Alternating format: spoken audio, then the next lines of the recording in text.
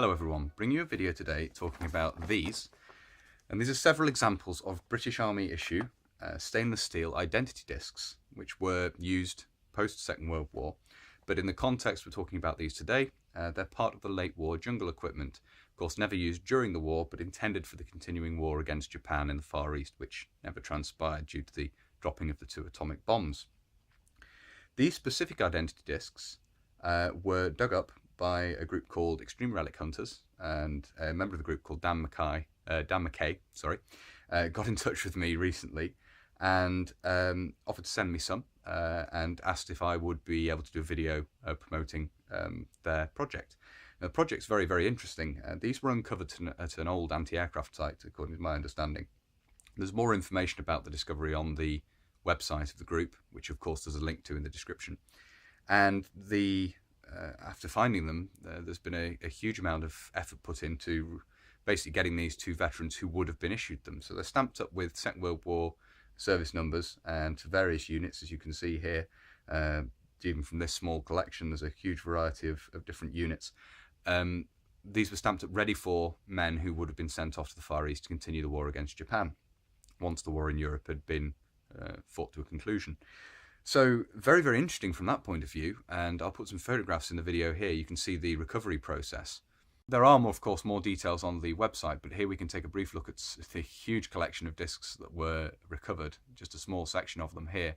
Obviously, the process of cleaning them, washing off all the muck, cataloguing them, which of course is an important part of the process, and then storing them has been a huge undertaking, and then the ongoing project of returning them to veterans and families who would have received them, obviously, had the troops been sent out to the Far East to continue the war against Japan. Additionally, on the website there are various stories of those who would have been issued the discs where the service number has been traced and the veteran has been located.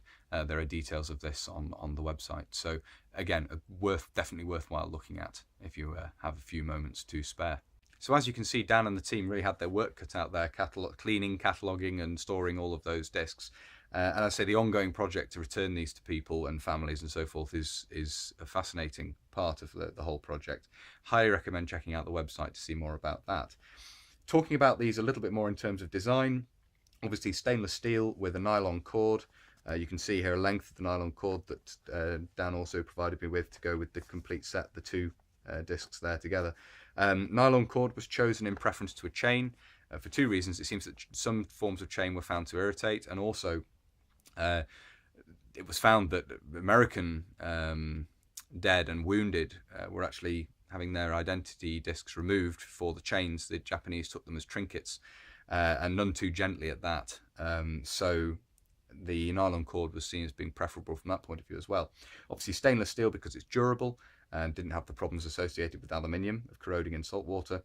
The oval disc replacing the green fibre disc and the round disc replacing the red fibre disc. So worn as a pair on the cord there. So that's sort of a little overview of the design. Obviously part of the late war jungle equipment, so we'll cover this in more detail with different types of cord used and so forth going forwards when we do further videos on that. But the main purpose of this video was to talk about this find and sort of the ongoing project that's developed from it. So I highly recommend checking out the website or the Facebook group. There are links to both in the description of the video. Thank you very much to Dan again for sending me these and giving me the opportunity to sort of get this find out there, you know, help promote it. It's worth reading more about. It's very interesting. That's everything I wanted to cover in the video, so I'll just say the usual spiel of if you do enjoy this sort of thing, you enjoy this sort of content, then please consider subscribing if you haven't already and hitting the little notification button so you're notified of future videos when I upload them. That's the little bell down below. There's also links in the description to my Facebook page and Instagram, where I post up photographs and things of reenactment events and so on that might be of interest, and other bits of the collection. But that's everything I wanted to cover in the video, I think. So until next time, bye for now.